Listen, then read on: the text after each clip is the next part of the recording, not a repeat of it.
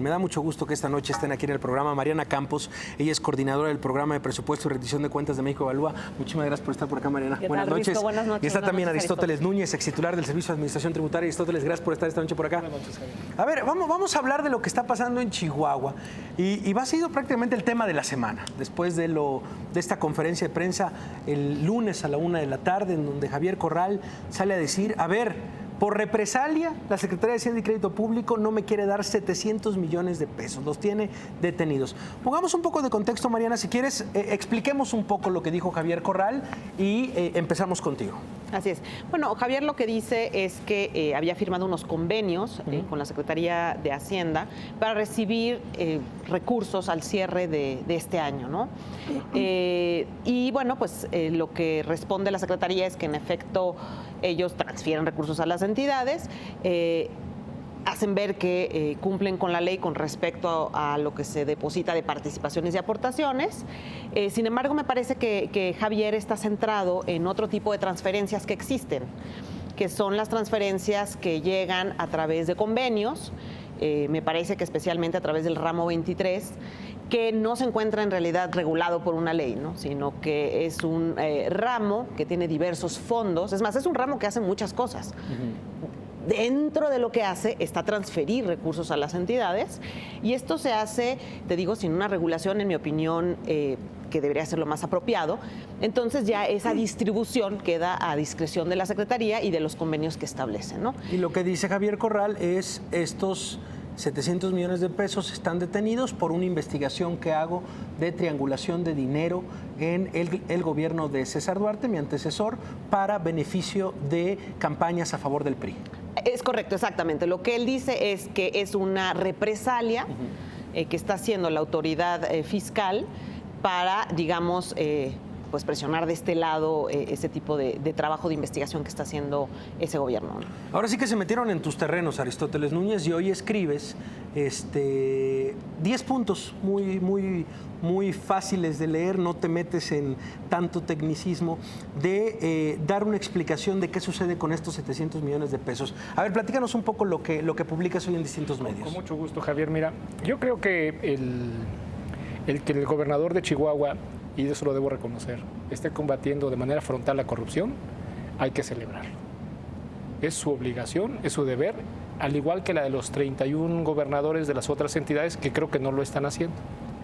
Entonces, qué bueno que lo hace Javier Corral, hay que felicitarlo y que sí, que agote las últimas consecuencias y que se sancionen a los infractores, que hoy se presume quiénes son algunas personas y que hay algunos desvíos, pues que se agoten las consecuencias, que se agoten las instancias, los procedimientos administrativos. Segundo, el gobernador viene hace 2 días a hacer una conferencia de prensa y revela todo lo que ya señalaron en el contexto. Pero yo creo que vale la pena poner ahora en contexto previo, antecedente a la opinión pública. Sí. Las entidades reciben recursos por participaciones federales, como lo dijo Mariana, por aportaciones y por convenios. Lo que reciben a final de año, en el mes de diciembre, regularmente son recursos que van dirigidos a una insuficiencia presupuestaria que tienen cada entidad federativa. Es decir, uno de los puntos que yo señalaba en Twitter es que todas las entidades, todas las 32, los gobernadores de los estados, a través de sus secretarios de finanzas, vienen en el mes de octubre, noviembre o diciembre a pedirle dinero a la Secretaría de Hacienda. No hay uno que se salve. ¿Es una práctica común? Es una práctica vieja, común. Okay. Yo creo que es una mala costumbre y es el reflejo de una mala planeación presupuestaria. Me explico. La mayoría de los recursos que piden son para pagar partidas ordinarias, gratificaciones, nómina, bonos de fin de año y pago a deudores, porque quieren hacer un mejor cierre presupuestal, temas de calidad crediticia, temas de déficit en el Estado, etcétera, etcétera. Entonces vienen con la Secretaría, con el poder que les alcanza, ya acompañados de senadores, de diputados, de líderes de partido, y vienen a la Secretaría de Hacienda a pedir recursos. Y visten los proyectos para poder recibir los recursos. Y visten con un convenio firmado en una mesa en la Secretaría de Hacienda cuántos recursos vas a recibir. Y ese fue el caso de Chihuahua. Y creo que le prometieron 800 millones en un convenio y nada más le dieron 100. Los otros 700 no. ¿Por qué los reclama el gobernador? Primera, porque no se los dieron. Segunda, porque esos 700 son un hueco en las finanzas públicas en Chihuahua y que seguramente para cubrir sus obligaciones de cierre en el 2017 tuvo que pedir prestado y hoy lo quiere pagar. Lo que yo he dicho es que es muy difícil que con ese convenio del 2017 le den los 700 millones. ¿Por qué? Porque ya venció el ciclo presupuestal y ese venció el 31 de diciembre. Curiosamente, esos recursos... O sea, se los tuvieron que dar o depositar antes del 31 de diciembre. Sin duda. El presupuesto, y eso creo que vale la pena decirlo muy claramente, el presupuesto es anual y no hay una disposición, como lo dijo Mariana, que obligue a dar esos recursos porque no están expresamente identificados y cuantificados en una ley. Es por convenio, el convenio es de partes y el convenio tiene un límite de la disponibilidad presupuestal del ejercicio corriente. Y ya se terminó el ejercicio. En su caso, se los podrían dar si firman otro convenio, pero contra el presupuesto del 2018. Hay que decirle a la opinión pública que esos mecanismos de apoyo son un mecanismo discrecional y poco transparente. Que dependiendo de la intensidad y del poder que tenga cada gobierno del Estado en la mesa con Hacienda, se le entregan 700 o 1,000 millones de pesos o más en diciembre para pagar estas principalmente partidas ordinarias. Ok. ¿Queda claro entonces el ramo o el dinero de dónde venía o de cómo es que se firma este convenio? ¿Qué te ha parecido la respuesta de la Secretaría de Hacienda y Crédito Público? Lo digo porque la impresión, o por lo menos la temperatura en redes, era de cierta confusión. ¿De qué decía el responsable de la Secretaría de Hacienda y Crédito Público? Primero se dijo que, bueno, por ahí se dijo que era un error que había sido de la cuenta, que no se había dado un número bien, que se había cambiado el número, que por eso no se había depositado. Vaya, ha habido como distintas posturas. ¿Qué decir de eso, Mariana? Me parece que no es muy contundente la respuesta. O sea, primero hay un comunicado que habla principalmente de las aportaciones federales, que son del ramo 33, de las participaciones federales, que son del ramo 28, y que esto se encuentra regulado en la Ley de Coordinación Fiscal, ¿no? Entonces, es algo bastante claro. En la mayoría de los casos, los fondos tienen una fórmula explícita en la ley, entonces es algo difícil, ¿verdad?, de llamarle discrecional, por lo menos desde el punto de vista de diseño, ¿no? Habría que calcular las fórmulas, que no es nada fácil.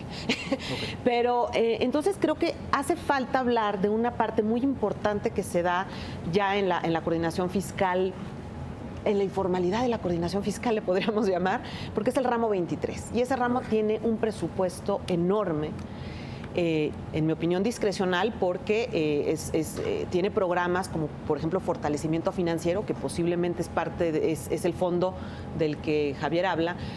Este fondo se aprueba con un presupuesto, por ejemplo, en 2016 de 1.500 millones, ejerce un presupuesto de 65,000 millones. Y cuando se aprueba el presupuesto, pues no se dice a qué entidades va a ir esos 1.500 millones y bueno, los 65,000 ya se rinde cuentas, pero posteriormente, ¿no? Entonces hay un tema de opacidad a la hora de aprobar esos recursos, no se aprueban en la Cámara de Diputados, los aprueba la Secretaría. ¿Por qué le das cuánto a qué estado? No queda claro.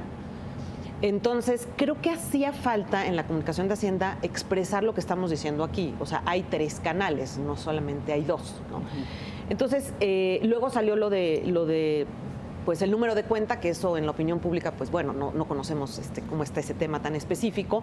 Entonces, creo que hay como varios, digamos, no una versión, en mi opinión, contundente de un inicio, ¿no? ¿Qué decir de la respuesta de la Secretaría de Hacienda? Yo creo que en acto, Javier, es muy contundente. No le dieron 700 millones de pesos. En la explicación de la Secretaría no hay nada de contundencia. Más allá de la cuenta, si se equivocaron o no se equivocaron, pues si te rebota en una dispersión electrónica el depósito, inmediatamente les hablas y les dices, oye, pásame la cuenta correcta, no es la primera vez que te voy a depositar. Sí, no puede ser una justificación. Esa es una justificación infantil. Eso hay que decirlo como es. La verdad es que yo creo, porque no se tienen los elementos a falta de esa explicación contundente de la Secretaría, que buscaron cualquier pretexto, cualquier condición no satisfecha por parte del Estado para no entregarle los 700 millones de pesos. Así son las cosas. ¿Eso es represalia? Llámenle como quiera. No le dieron 700 millones de pesos. El reclamo es justo, sí, pero no se los van a dar conforme al 2017. Ya no se puede. Van a tener que volver a convenir. Hay un enfrentamiento entonces entre un Estado y la Federación por 700 millones de pesos, por un convenio que no está dispuesto en ley. Pero lo que yo creo que no debemos perder de vista, los analistas, los investigadores, los académicos, la opinión pública, es que hay un mecanismo discrecional, poco transparente, que permite a las entidades federativas recibir recursos de cierre para los fines que ellos quieran. Y si alguien hoy está combatiendo la corrupción, también debe combatir ese mecanismo. Y la opinión pública lo debe de saber. ¿Qué decir, María?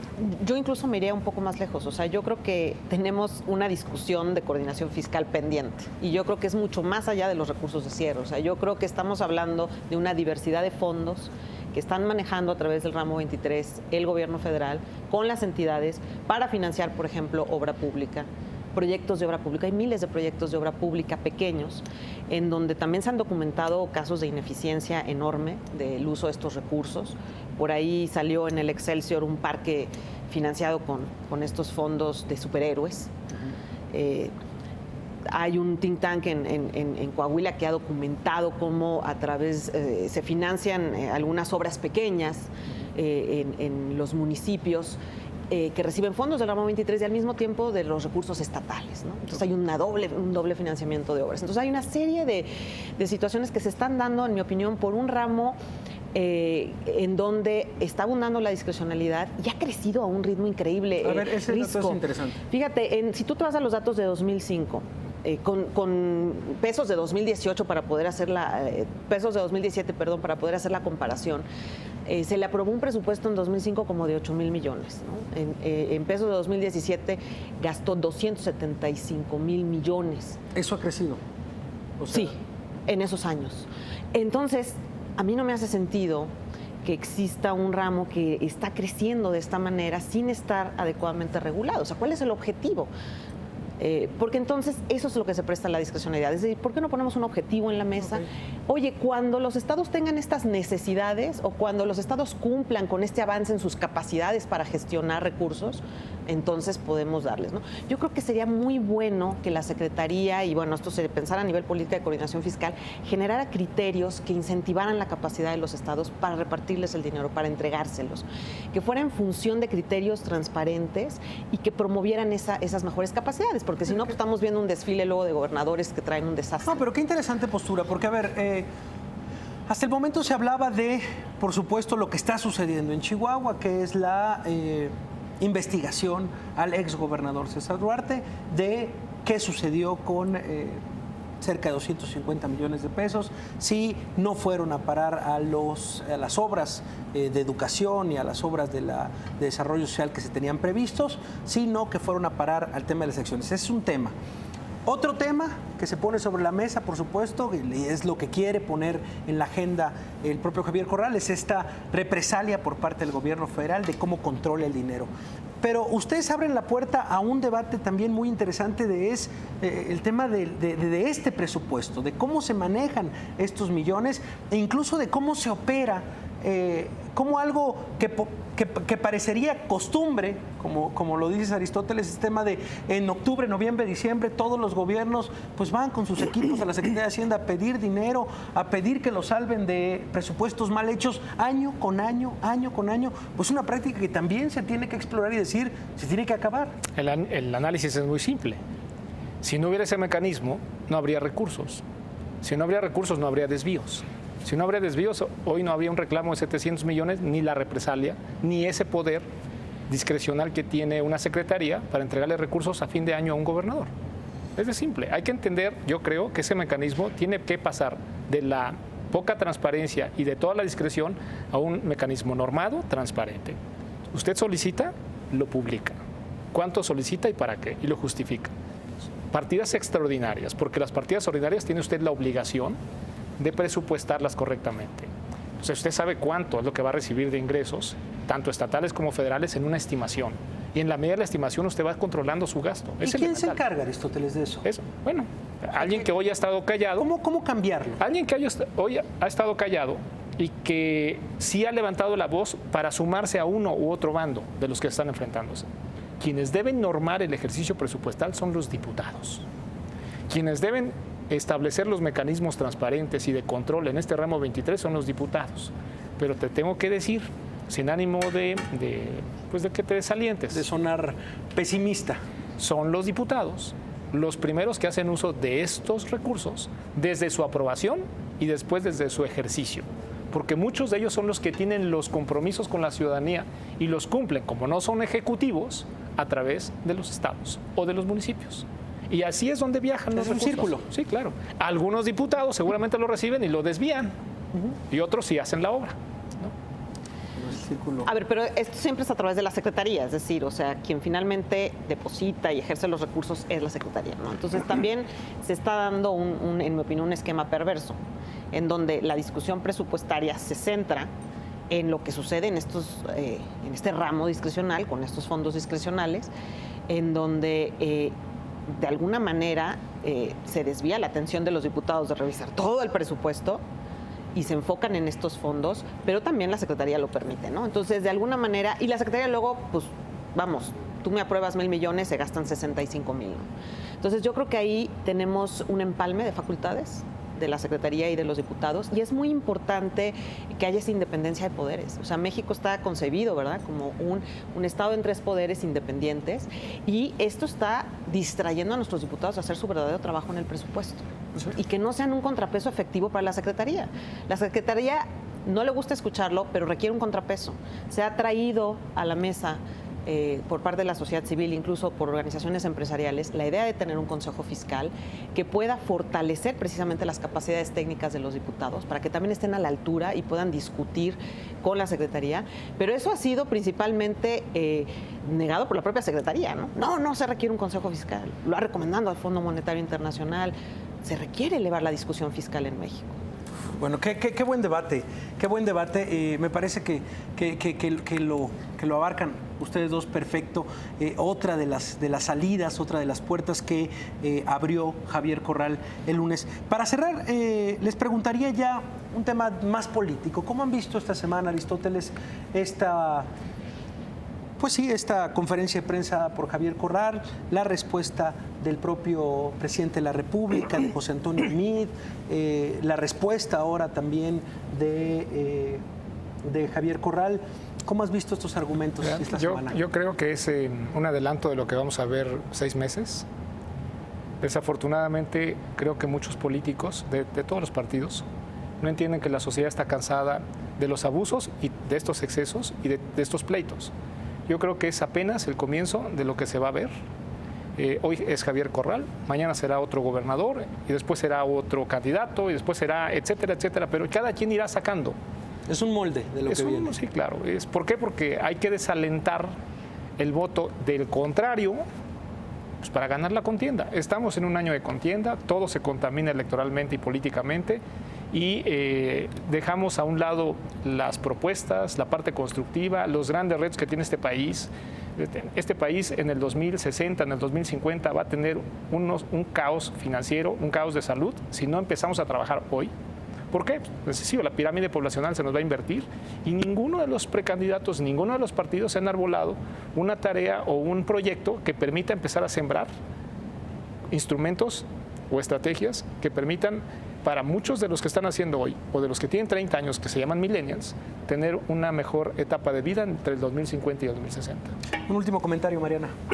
Yo creo que el caso de Javier nos trae mucho más de lo que es en sí el propio caso de Chihuahua, que ya es de por sí muy interesante, porque nos trae la verdad atrás de este asunto, ¿no? Es decir, tenemos un sistema fiscal que no promueve un gasto eficiente, ¿no? Esto de estar dando dinero al cierre, bueno, viene de malas prácticas presupuestarias que también se van heredando de otros gobiernos y cada gobernador llega y se le están quemando las tortillas, ¿verdad? Porque desde el anterior. Entonces, la situación que él nos pinta me parece que es nutrida para que precisamente en este momento tan especial de que va a haber un cambio de administración que viene en otros próximos 6 años, tenemos que discutir estos temas. Si queremos que el gasto tenga mayor impacto, no podemos continuar con fondos discrecionales, no podemos continuar con malas prácticas ni en la Federación ni en los estados y tenemos que repensar la responsabilidad hacendaria seriamente. Ojalá que los candidatos toquen este tema más allá de sentirse ofendidos o de ofender, sino